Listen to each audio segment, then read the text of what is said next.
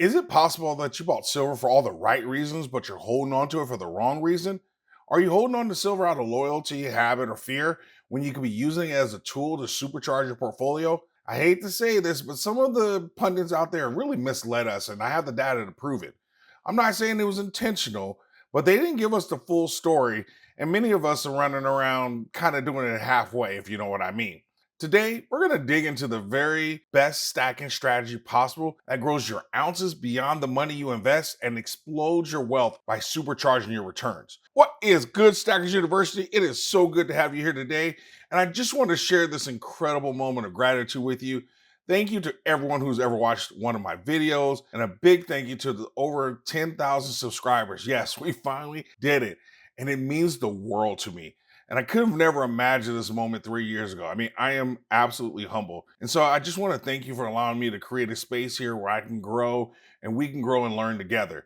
But let's get into today's topic. A few videos back, I made a comment about the GSR being pretty worthless, and I received a few messages about that.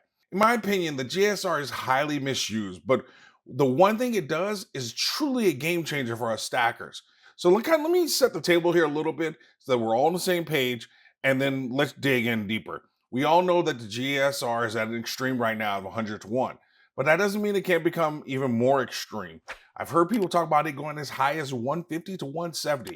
We'll have to do that in another video. That aside, let's just reflect on the performance of gold versus silver since 1972 after leaving the gold standard. Gold is up over 7,200%, while silver is only up 2,200%. Based on those returns, why in the world would anyone ever buy silver? You just wouldn't. It doesn't make mathematical sense.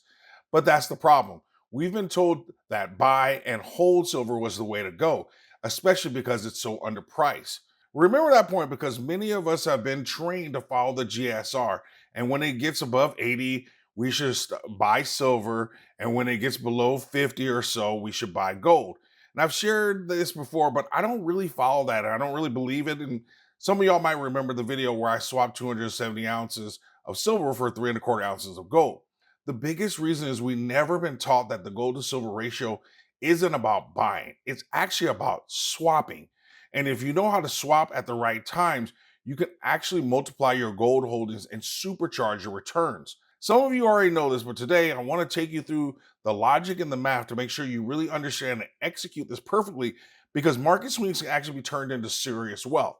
It starts with understanding that the real role of the GSR could be the difference between simply buying and holding silver and then using silver to supercharge your portfolio.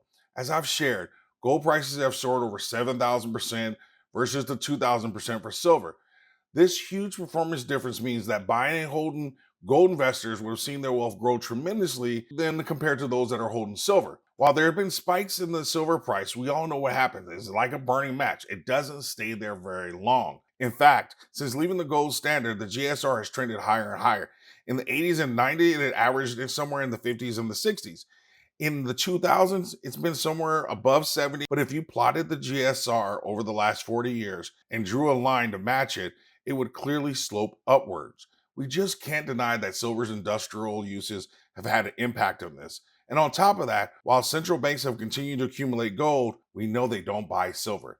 This means if you're one of those that I'll never sell my silver people, the GSR is almost meaningless then. Gold has outperformed for decades, and there's no guarantee that silver will ever close the gap. But also remember that the GSR also doesn't predict when or if silver will outperform, and it definitely doesn't account for the higher premiums on silver, which is all part of the problems with it. Now, we've discussed this lightly a few times before, but the GSR becomes very powerful when we start talking about swapping between metals. The true value of the GSR is a tactical tool. It can have a profound effect on our stacking. When the GSR is high, we're supposed to swap gold for silver, and when it's low, we're supposed to swap silver for gold. What makes this powerful is how you grow your ounces without actually having to add to your stack.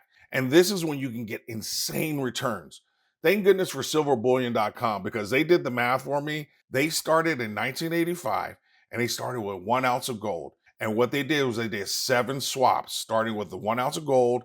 And every time it went to 80, you did a swap for silver, and 50, you did a swap for gold. And obviously, the first time you do it, You have 1 ounce of gold, you swap for 8 ounces of silver, the ratio goes down to 50 to 1. You take your 80 ounces of silver, convert it back into gold, and you get somewhere around a 1.5 ounces of gold. So you can kind of see that. So they kept that pattern going until 2017. And they found out that you would have ended up with about 4.9 ounces of gold. So let's just call that 5 ounces of gold. In terms of dollars, that's a 19-fold increase compared to just a 4-fold increase if you just simply held your one coin of gold.